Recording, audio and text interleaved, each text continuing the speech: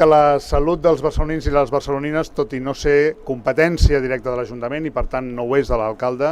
sí que ho serà de la incumbència del govern municipal i sí que ho serà de l'alcalde. El nostre objectiu és la vida saludable i la ciutat saludable. Els hàbits que facin que la qualitat de vida dels barcelonins i barcelonines siguin millors des del punt de vista de la pràctica esportiva, de l'alimentació, de l'urbanisme, de l'aire net, és a dir, de tot allò que fa que tinguem una vida de més qualitat. Des d'aquest punt de vista, la salut també és un problema que està vinculada a les desigualtats. Moltes vegades la salut té més relació amb el codi postal que amb el codi genètic. I en aquest sentit, el treball estret que s'ha de fer en serveis socials, des dels serveis sanitaris, és fonamental perquè una de les escletxes de desigualtat més important d'accés a la salut, d'esperança de vida i de qualitat de vida, té a veure molt especialment amb l'origen social. I per tant, també, des d'aquest punt de vista, la política de salut de l'Ajuntament ha de ser una política redistributiva i ha de ser una política que reequilibri la salut de la població. La prevenció és tan rellevant com el propi sistema sanitari. Vull aprofitar per agrair als professionals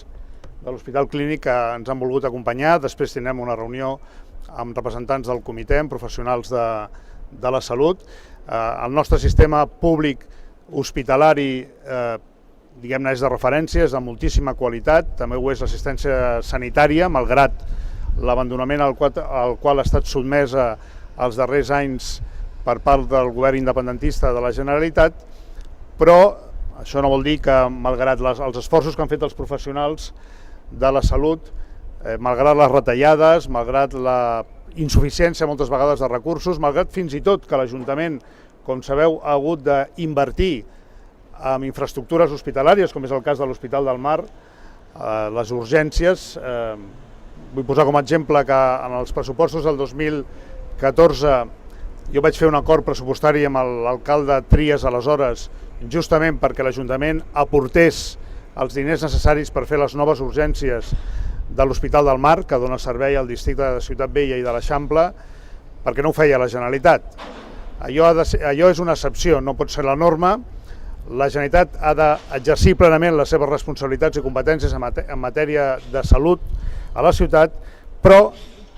torno a la idea que la prevenció també forma part de la vida saludable. De fet, el 80% dels elements que fan que un ciutadà o una ciutadana tingui una vida saludable no depenen del sistema sanitari, sinó que depenen, com us deia abans, de l'esport, de la qualitat de l'aire, dels hàbits alimentaris, dels serveis socials i de la proximitat dels serveis socials als usuaris. En aquest sentit, i com és una política transversal, i perquè vull que sigui una política transversal que afecta a tots els ordres de la gestió de l'Ajuntament, el meu compromís és destinar l'1% del pressupost de cada regidoria que té relació amb atenció a les persones a programes de prevenció i a programes en favor de la salut. En concret, pujar el pressupost de prevenció i salut de l'Ajuntament dels actuals 19,5 milions a 26,5 milions. Insisteixo amb la idea de la prevenció, de reforçar els serveis socials, hàbits alimentaris i inclòs també aire net i pràctica esportiva. Però en segon lloc, l'alcalde de Barcelona també té una responsabilitat, que és la de defensar els interessos dels seus conciutadans, els interessos de Barcelona, davant d'aquell que sí té la responsabilitat directa, la competència directa en matèria sanitària. I en aquest sentit també vull anunciar que en els 100 primers dies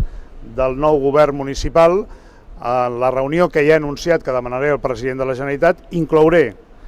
la demanda d'un pla de dignificació de la primària a Barcelona. L'assistència primària a Barcelona ha estat una de les grans damnificades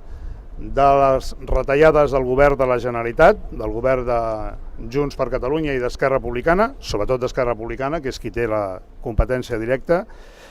Ho hem notat per manca d'especialistes, s'ha notat, o els barcelonins ho han notat, per la retallada amb les urgències en primària, i també per les pròpies inversions amb els centres d'assistència primària que estaven compromesos. Des d'aquest punt de vista, nosaltres exigirem al Govern de la Generalitat la dignificació, l'ampliació i la construcció de 10 centres d'assistència primària a la ciutat de Barcelona, entre els quals el nou centre de salut mental a Gràcia, el nou CAP del Parc i la Llacuna, el nou CAP de la Barceloneta, el del Fort Pienc i el del Raval Nord. I la reobertura immediata dels centres d'urgències que s'han tancat i que molts usuaris de la sanitat pública, molts professionals de la sanitat pública i molts veïns i veïnes dels barris afectats fa temps que reclamen, com és els centres d'urgències de la Guinagüeta, de la Pau, de Numància o de Rio de Janeiro, per citar alguns exemples. És evident que aquest compromís per part de la Generalitat no ha de ser amb el govern de la ciutat, ha de ser amb els ciutadans i ciutadanes de Barcelona, que som també catalans i catalanes de primera i que hauríem de rebre tota l'atenció amb la màxima prioritat per part del govern de la Generalitat.